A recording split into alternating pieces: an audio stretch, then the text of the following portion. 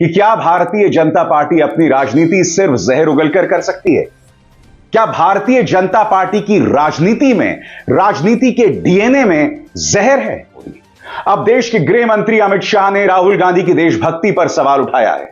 दूसरी तरफ आपके सामने हेमंत बिश्व शर्मा, मुसलमानों के खिलाफ फिर जहर उगला है इस शख्स। आपके स्क्रीन पर देश के गृह मंत्री अमित शाह, उन्होंने राहुल गांधी की देशभक्ति पर सवाल उठा दिया है। कहीं ना कहीं उन्हें अराजक बता रहे हैं, देशद्रोही शब्द का इस्तेमाल नहीं किया, लेकिन जो उनका बयान है, जो उन्होंने जारी किया, लंबा चौड़ा बयान, कहीं ना कहीं इसमें निहित है कि राहुल गांधी की देशभक्ति पर सवाल उठाया जा रहा है। मगर दिक्कत यह है कि अमित शाह जितना करारा प्रहार कर रहे हैं, वो खुद उस हमले में फंसते जा रहे हैं। और आज मैं उनके सामने चंद सवाल करूंगा जो कोई पत्रकार नहीं करना चाहेगा, मगर आज अपने मंच पर वो सवाल मैं आपके सामने रखना चाहूंगा। सबसे पहले मैं आपको बताता हूं कि देश के सम्मानित गृह मंत्री ने राहुल गांधी के बारे में किस तरह की शब्दावली का इस्तेमाल किया। आपके स्क्रीन पर सत्ता के लालच में बार बार देश की एकता और सुरक्षा के साथ खेलने वाली कांग्रेस पार्टी ने जम्मू कश्मीर चुनाव में अब्दुल्ला परिवार की नेशनल कॉन्फ्रेंस के साथ गठबंधन करके फिर से अपने मंसूबों को देश के सामने रखा है। नेशनल कॉन्फ्रेंस के घोषणा पत्र के वादों पर कांग्रेस पार्टी और राहुल गांधी से मेरे सवाल, और वो सवाल कौन कौन से हैं? सवाल नंबर 1, क्या कांग्रेस नेशनल कॉन्फ्रेंस के जम्मू कश्मीर में फिर से अलग झंडे के वादे का समर्थन करती है?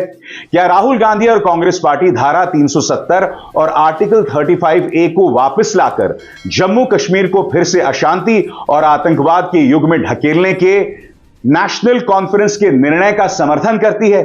क्या कांग्रेस कश्मीर के युवाओं के बदले पाकिस्तान के साथ वार्ता करके फिर से अलगाववाद को बढ़ावा देने का समर्थन करती है?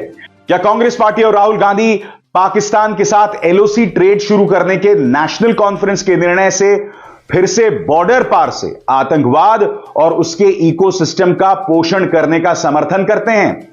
क्या कांग्रेस आतंकवाद और पत्थरबाजी की घटनाओं में शामिल लोगों के परिजनों को फिर से सरकारी नौकरी में बहाल करके आतंकवाद, दहशतगर्दी और बंद के दौर को लाने का समर्थन करती है?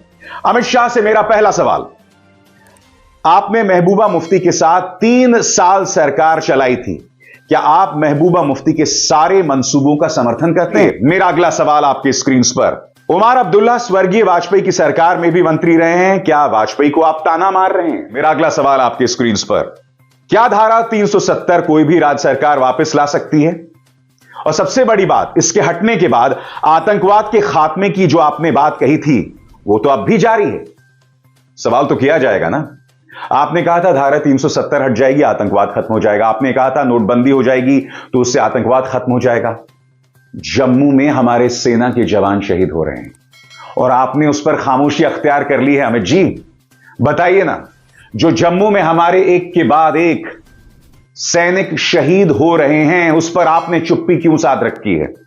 370 हटने के बाद आपने जो जो वादे किए थे, वो वादे क्यों नहीं पूरे हो रहे हैं? आपका गठबंधन चंद्रबाबू नायडू के साथ है जो मुस्लिम आरक्षण कर रहे हैं, क्या आप भी मुस्लिम आरक्षण का समर्थन करते हैं? ये तमाम सवालात हैं अमित जी। आपको देश की जनता को बताना होगा कि जिस महबूबा मुफ्ती पर आप अब जाकर प्रहार करते हैं, उनके साथ आपने 3 साल सरकार कैसे चलाई?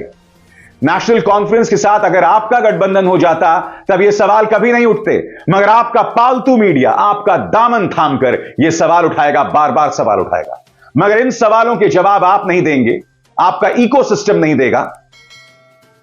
सब्सक्राइब कीजिए न्यूज रिएक्शन चैनल को और प्रेस कीजिए नोटिफिकेशन बेल को ताकि आप पास के लेटेस्ट न्यूज अपडेट्स सबसे पहले